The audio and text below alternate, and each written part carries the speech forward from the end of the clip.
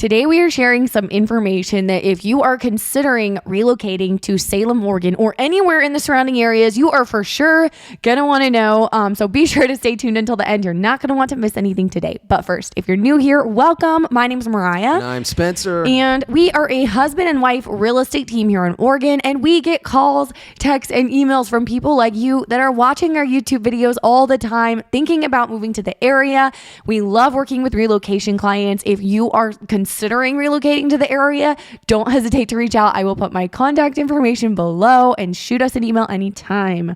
Okay, so are you ready for this? I'm stoked, man. Real estate's exciting. The sun's out, and we are heading into what I would call a moving forward moment in real estate. The market's changed. Literally. It has changed. I really would. And it's, I hate to say this term. What? I was reading. Yeah, I don't want to sidetrack us too much. What? But whenever I'm reading, there's something good to come across it. And it's the people's depression, though, okay? We don't like those two words. Well, I like one of them. People. But not depression. Now, real estate, there's going to come a time where we are so equity rich, you as a seller have to make a choice. Your mortgage or your equity. Some people are going to change in trade. Yeah. They're going to say, I'm going to sell because I got so much equity. Yeah. But I can't pay my mortgage because I just lost my job. Well, now we're dealing with a problem. You can't get financed. Your job, you don't have approval for your next home loan, but you could if you sold off and have a ton of equity. Right. So the people are going to have to make a decision and a choice to stay, sit, forget, or move forward.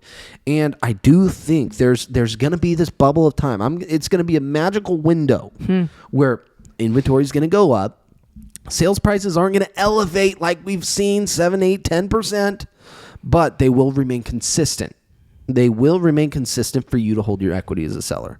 I do believe in that one. So I don't want you to hold on to that term, people's depression, but there is something economically that you do have to strongly consider. And the real estate market is part of the economy, whether you want that, believe that, or not. So and take my words with a grain of salt. But I do think if you own a piece of property right now, you're in a decent spot. Yes, for sure, especially in Salem.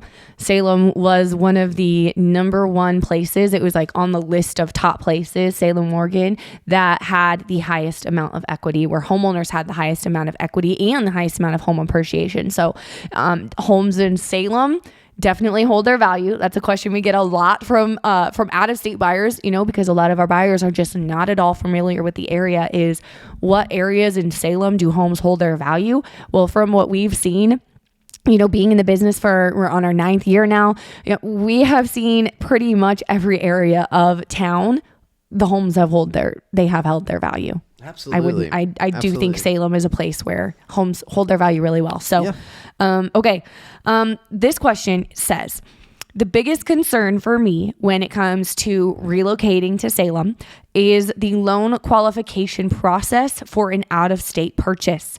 My head just starts spinning when I start thinking of what I will need to have if I will need an employment offer already on the table in the state I'm moving to before looking for a home. When would I have to put my house on the market, or should we get employment and move up temporarily, in a temporary situation before, you find your place? Like Great there's question. there's so many different things to think about when it comes to moving out of state. Yeah. So there's a lot to unpack there. And in dealing with this in experience, I've had some sale fails due to the unemployment and the verification of employment because you're currently working out of state in an out of state office, but the intent is to work in an office in state for the house you're moving into. Well, you're not going to be pre-qualified if you're not already working at the current location of the place of work at the next state. So you're moving across state, right? Yeah. You need to generally get a couple months pay stubs, even though it's the same company. You haven't changed company. You haven't changed job roles, but you are changing offices. What I've seen, don't quote me on this one, I'm not the lender, but what I've seen in the sale fail transaction side is there wasn't at least 2 months of pay stubs in the location and state you're looking to move into.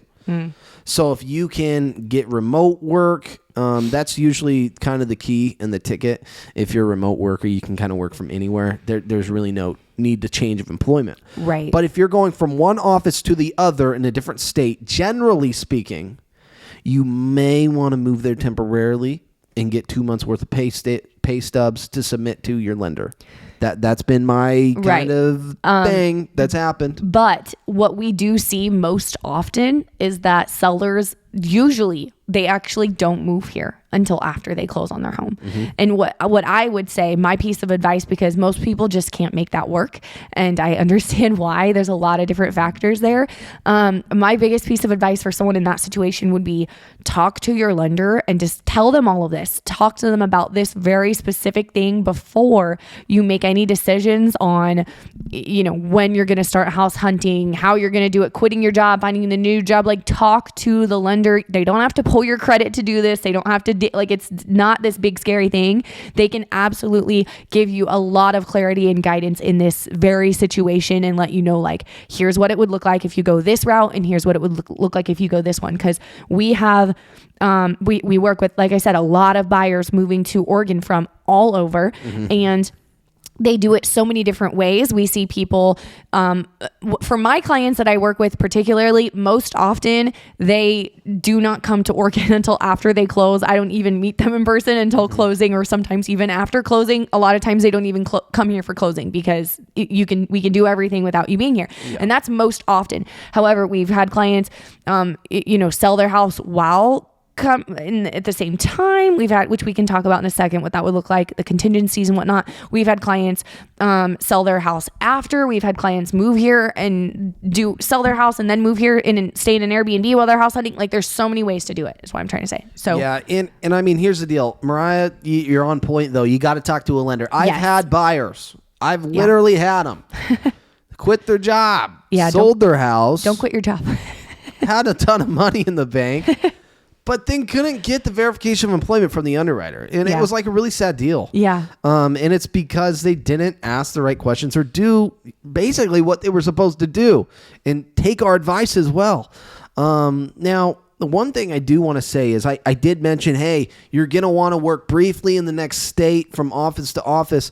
What there could happen, there could be a thing with the verification of employment is lender reaches out to your employer writes a letter or signs off on the documentation that the lender is requiring or needing, saying, hey, you're working at the same company, just changing offices, and boom, it's done like that. So you might not actually have to be present in that location in the different state in order to continue to be qualified with that lending institution. Right. So that's why it is so important, guys. You've got to talk to your lender. And if you want a solid local lender, contact us and we will set you up with somebody. Not just, we don't get any sort of kickback or referral fee. We genuinely just know how important the right lender is for the selling process. They make your real estate transaction happen, guys. Absolutely. They can make or break it, and we want you to have the smoothest one possible. So the lender that, we'll send you a couple. I mean, one of them we use ourselves personally. So, okay, real quick though, before we end, let's touch on this because I think this is really important. Part of the question was, when do I put my home on the market? So you can do this a number of ways.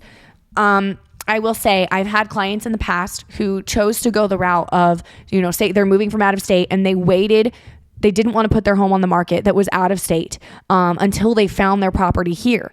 And they had a very, very hard time getting a offer accepted here in Oregon. Reason being because it's not impossible to get an offer accepted with a contingency, but if your home's not even listed yet, that's pretty slim chances. No. And in the offer, it's like you have to state it. Yes.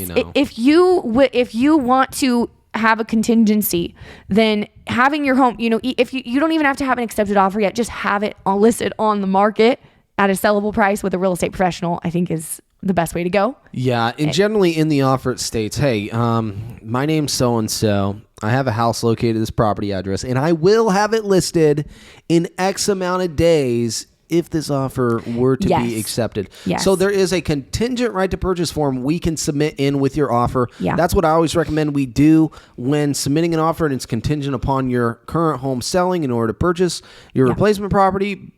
But it is one of those things where I've always done it this way. I've always had my home listed Yeah. I've always had it listed going into the buying process. For me personally. Like as soon as we get it listed on the market, that's when we start house hunting. Then I start house hunting. Yeah. Yes. And it's like, hey, I'm ready to go. I've made the decision emotionally, internally. I know I can move if the right buyer came for my house. Yeah. And I mean, on average right now, days on market, they're like 65 to 72 days. So that leaves you at least 2.5 running on 3 months, guys, for you to find an accepted offer on that property. That's a long time. That's a fourth of the year. Yeah. Think about that. Yeah. Actually, that's a third. Yeah. 3, 6, 9. No, 3, 6, 9. That's a fourth of the year. Okay. So 25% of the year, your home is listed. I think it's worth it just to put it for sale sign. If you're a listing agent, put it up for yourself or just find the right qualified listing agent near you. If you're looking for somebody here in Oregon, Vettrus Crawford Realty will get the job done for you. Okay. Whether you're a buyer or seller, refer them our way. I'm happy to help them on the listing side. Yes. And if you have further questions, if you want to discuss, more in depth, any of these things we touched on today, or if you want to talk about the area, the buying process, moving to Salem, or any of the surrounding areas, we would love to work with you and chat with you. We'd love to get a Zoom call on the schedule. Shoot me an email and we can get that set up. And we'll see you guys next week.